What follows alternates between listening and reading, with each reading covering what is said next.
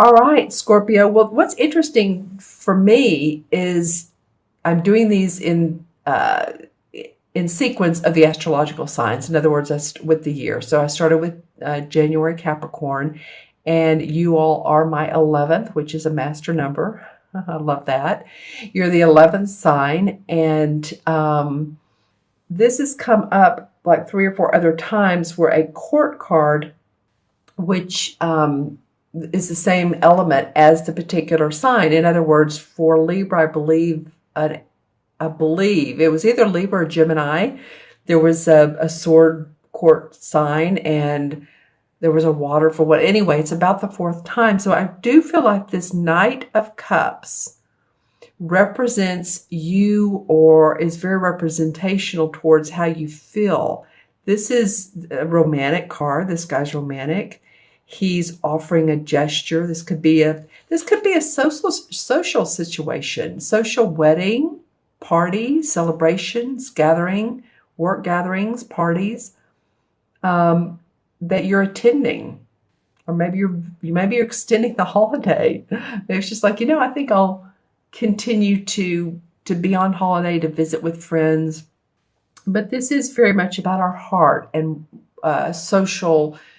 social situations and arenas that we find ourselves in. This could also be, it can represent because the cups are about our emotions. So it could be an artistic or creative endeavor, something you've been wanting to do. That's the opportunities coming forth for you. Even if you're not like an artist, but you have a job, you work at a company, and they're allowing you to be a little bit more creative or inventive, then this very much could be a card that represents that. If it is a romantic situation or a romantic partner or someone who's flirting with you, then, sometimes flirtations can be great. Other times it can be, annoying depending on who the person is. So they may be overstepping their bounds. And if you're feeling so, then Scorpio, I'm feeling like you'll be pretty direct with them. I don't think you have a problem with that.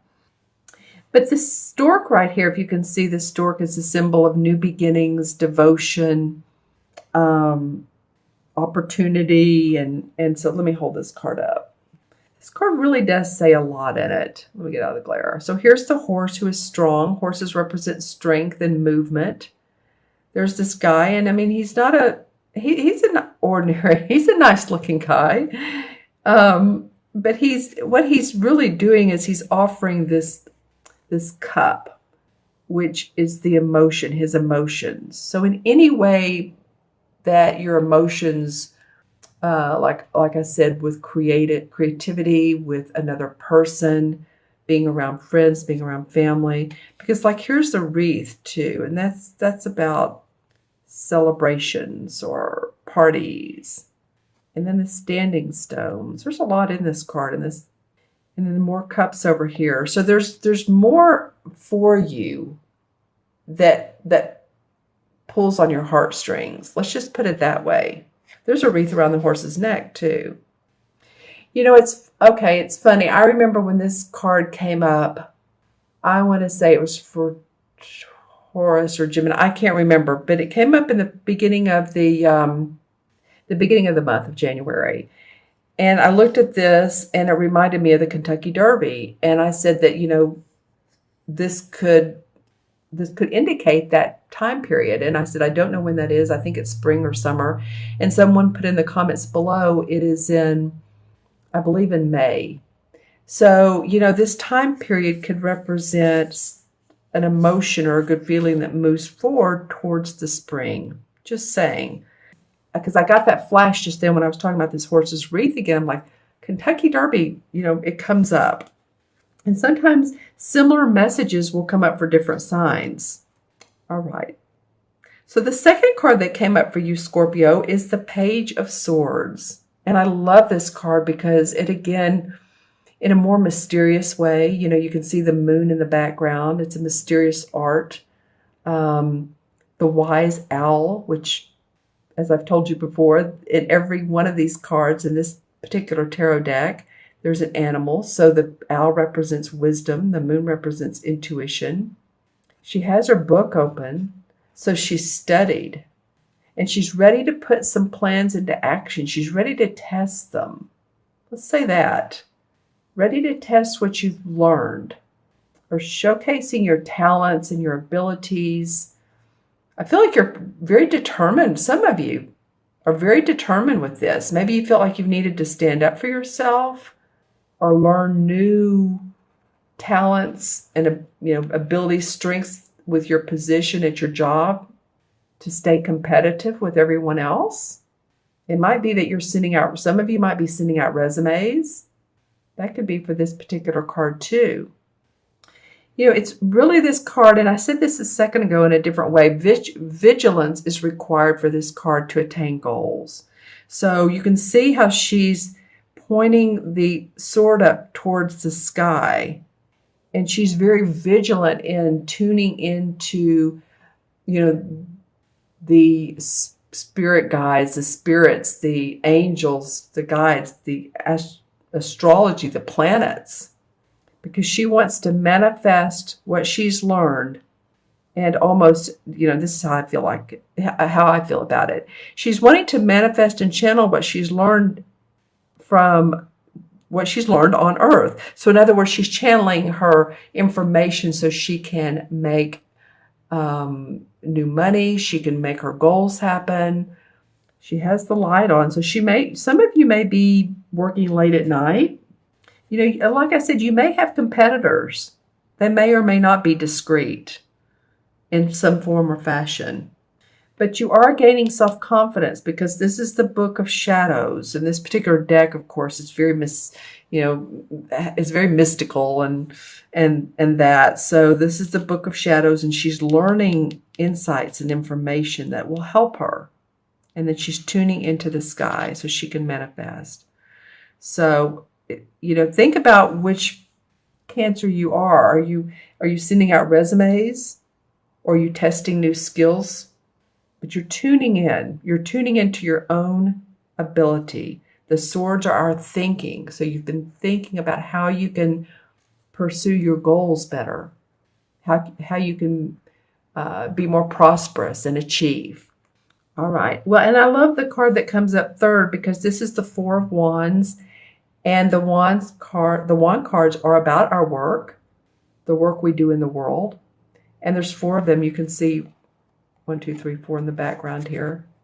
And this is a card of seeing the fruits of your labor. Literally, there's fruit on the table. So I love that they're very much in tune with what the card represents. And here we go with wreaths again at the top of the wand. So that's celebration around success. And this could be in partnership with another person. It could be a romantic situation. It's interesting because this is about work and creativity, but it does have a little bit of theme of romance in it. It's also about celebration of weddings and parties. So these two cards, you may be that Scorpio where it could be you're being offered a proposal, and then there's ceremony, but this would come awfully quick. It can lead, and this has happened a couple times in the last couple rounds of readings, that I have felt like that some of these cards flow on into the year. That it's not like, okay, this is the end of January and that's it. It's like I've seen them go into later parts of the year. And actually, I'm trying to figure out, I think this card represents the springtime, and this one looks like it represents the fall. So it very much could be that after you put these resumes out or you really test your skills, then you receive accomplishment, you receive rewards, you feel good about what you're doing, your money is in order. There's harmony, and you feel like the labor you've done has been well worth it. And 4 signifies 2 foundations, so it feels like you're really wanting to build your foundation. And that means that, your bills are paid. It's being very practical. Your bills are paid and you're putting a little bit of savings away. So a strong foundation has definitely been laid for this card to come out. Just saying. And I do feel like that, again, all of this doesn't stop at the end of January. So you might want to rewatch some of this particular video at the end of January and see if this is still going on for you. Yeah, it probably happens in more videos than some of us readers even know. So you all, let us know sometimes if that happens. Okay, so clarification cards. I wanted to pull a few from the Hanson Roberts deck. And so the first card that came out is the Chariot card. And the Chariot card is about someone who's very ready to move past any obligations that haven't worked, any experiences that you're just like done with, and you're wanting to move into new horizons. And actually being on the move. It might be some of you are actually moving residences. Some of you are going to go to new employment, new jobs. Wow, this guy has come up a lot too. For clarification, I say two. The chariot cards come up in reverse for a couple signs. So it came up straight up for you. But this is what's known as the death card. And again, it's not about physical death. It's usually about transformation. And I don't doubt that that's coming up because so many of us have been transforming. And I say us, I'm not Scorpio, but a lot of people with all the astrological that's going on in our lives, we're being shown what we really truly want. And a lot of this is through our own awareness and so what this card means, death of what doesn't work for you any longer. So if you see some sudden changes, you're like, oh my God, I didn't expect that. And that's kind of the Tower card too, but it's transformation basically. Your life being transformed through different work, through relationship, through your spiritual guidance and spiritual guides. Some of you, it may be a real, spiritual experience. Okay. So then the Queen of Rods comes up in reverse. This is how she normally looks. And this is a fire sign. This is a Leo, Sagittarius, or Aries. And she's very warm and inviting person. She's very creative. She loves the arts. She's loves her animals. She has a cat right here, if you can see her cat. And she loves flowers and nature. Very passionate. Now, she did come up in reverse. So this could be someone that you're having to contend with. And it can be a male or female, taking on the fire sign, passionate or fiery attitude. So I'm just saying that could have come up for you. Okay, let's see what else is coming up for. Okay, well, the Seven of Rods. So this is about competition. This is about you're having to stand your ground and others see things differently, and you're like, wait, you're having to really push down others' opinions and stand on your own 2 feet. And it's not like he's having a bad time. It's not a horrible thing, but it is something that you've had to contend with to move forward. Others' ideas that maybe their way of this would be in the workplace for the most part. So other ideas in how you do your work than what you think. Hopefully you're not keeping that silent, Scorpio, because I feel like you don't have to. Or at least once you gain this knowledge right here, this wisdom that she's gained, I think you can express yourself because you're more suited, you have more credentials. Let's put it that way. You have more credentials. All right. And then the World card comes up in reverse. So this is how it normally looks. This is the last card of the Major Arcana. It's enlightenment. It's like, it starts off the Major Arcanas with the Fool card where he's very naive, goes through life with his parents, and then he gets married, he has jobs, and those fall apart, and then he gets, back up on his horse, which would be the Chariot. But there's finally enlightenment around, and he gets to the place of all-knowing, all-seeing. Okay, so that came up in reverse. So you're still working on some things, Scorpio. There's still some, I'm feeling like some of your work that you need to really pan out better for you. Some of you, it's relationships. And, if we're not working on something, then we're really not alive, are we? There's always, oh, well, that's interesting. There's always stuff to be worked on. So this is not a bad thing. It's just saying that the universe is saying don't be complacent.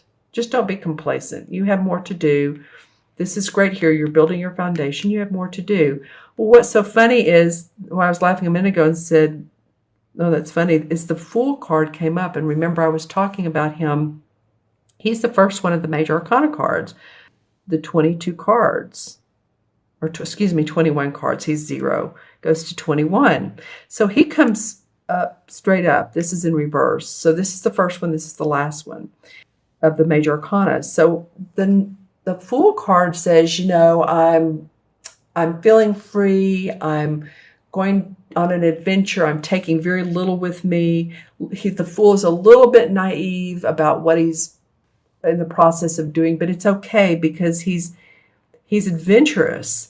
And so I'm feeling like you guys, you be your own individual selves, be individualistic and adventurous on your path. There's more to do here. This is your foundation. You're going to see some fruits of your labor, but while you're on this path of gaining more insights and intuition and, feel a little bit carefree. Children always help. Well, and then the Sun card comes up. Okay. This is another major arcana card. You guys, this has gotten to be interesting in the last several minutes. So this is number 19, and this card comes up when there's hope and optimism, but it's not like it's just been easy breezy. It's not like it's, oh, well, this has been a cinch. No, this Sun card with this beautiful little child on the white horse and the really smiley, happy sun in the background is saying there's hope, there's optimism, there's room for growth because he's a baby, but you're in the right direction. And you've earned it. You have earned whatever you've put out, whatever you've been through, whatever you've love in a relationship, at work. I don't think this is just like the end of January. That's it. All right, so let's add up the original 3 cards numerologically and compare them to the number that matches the major arcana. So we have a court card, that's always 1, and a page is 1, so that's 1, 2, and then 4 is 6. So 6 in numerology is about service. It's about love and responsibility. And, here we have love, and I think you're being responsible and practical. That's more than number 4. But I do feel that the love and responsibility is maybe you're feeling responsible towards other people, towards your peers at work, towards your supervisor, your boss, the owner of the company. But I also feel a little love in your heart. It's a good thing. That Fool came up a minute ago, and I'm just feeling it for you all. So let's take a look at the number 6 in the major arcana cards. The number 6 is the Lover's card. Well, I was just talking about put a little love in your heart, and then number 6 is the Lover's card. So, for some of you, it may very well be that this is a romantic situation, a proposal, because the Lover's card indicate 2 people that, yeah, they can meet and they just are so like-minded and they have a deep commitment. It can also be a relationship that is long-lasting and you've been together for a long time and it just feels like it has that deep sense of love. There's something about love in the air for you all. It could be around kids, but it feels like this guy's flirting.